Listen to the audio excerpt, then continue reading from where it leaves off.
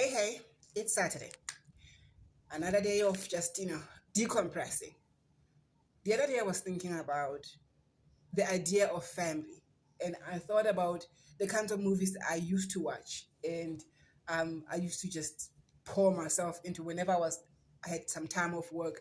I could just, way back when we used to hire DVDs, I could just hire anything from 5 to 10 DVDs just to watch all these movies throughout the day, and napping in between, of course. One of the movies that used to be my absolute attraction was the rom-coms, obviously, and those holiday movies, the ones that are centralized around families, And I have 5 sisters and 2 brothers. I come from a very big family, but we are not that close. And the kind of closeness I yearned for was the kind of closeness that the movies told me that families that are close look like. You know, and there has always been the desire to be able to have the kind of relationship I saw in movies. But in real life, things don't work that way. We are not extremely close, but we're close enough. Families look different and they feel different.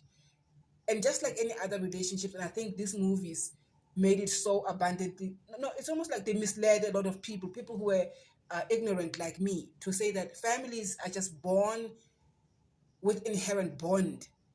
You are just going to have this completely wonderful experience of being close to your family members, your brothers and sisters, without any work being done towards it. The idea that brothers and sisters, siblings, cannot get along was something that the movies made it so easy to overcome. It was like it took only a phone call, going to visit, or Christmases or whatever, those kinds of things. But in real life, that's not how life works. We are people, and although we have the same DNA with different individuals, and sometimes it's possible for siblings to actually not see eye to eye at all and not be close at all, but show up at environments where they need to show up, like the funeral, or those kinds of things. You know what I mean? But in real life, they might not even have the desire to actually mend their relationship, and they will live a full life. And these movies, I realize now that they lacked so much of human interaction and lived experience. They lacked nuance. They lacked anything that resembles life. I used to take that as that's how I'm supposed to be with my siblings. And if I wasn't, then the relationship we have wasn't good enough. It took some growing up to realize that no, a movie is just is a fantasy. In my real life, even though things are not perfect, they're good enough. And if I wanted to have better relationships, it means putting work into them. There is no such a thing that we are siblings, so therefore we will know each other, understand each other, and just be have the same rapport with each other. That's not true.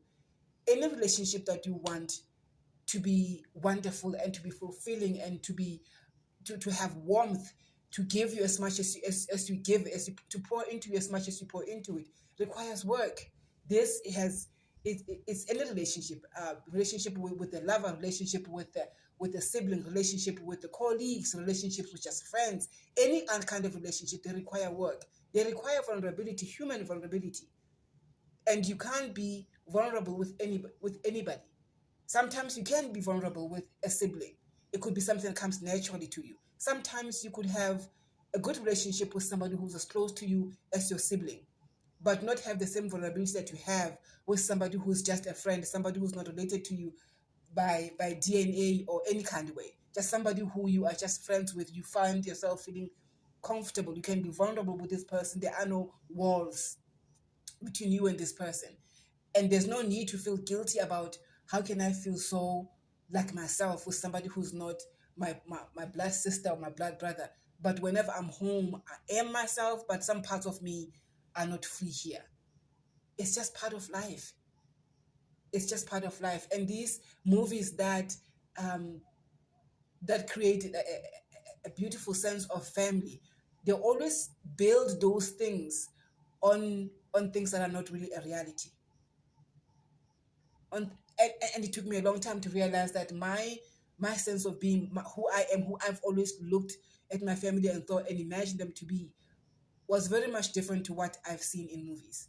I was influenced so much by these movies that I expected the movie to be a reality, and that's not true. And that came with some disappointments, and that came with some unlearning, which I'm glad I have done now. That means I have let go of the guilt of not seeing my family as a picture perfect. I'm okay with us just being who we are. At the bottom of it, at the basis of it all, we love each other. And that love shows up in different forms. At the end of the day, we're family. And that's all that matters. When it's time for us to show up, we do show up. But we also live separate and different individual lives. And that is good enough. That is good enough. That's it. That's what I learned.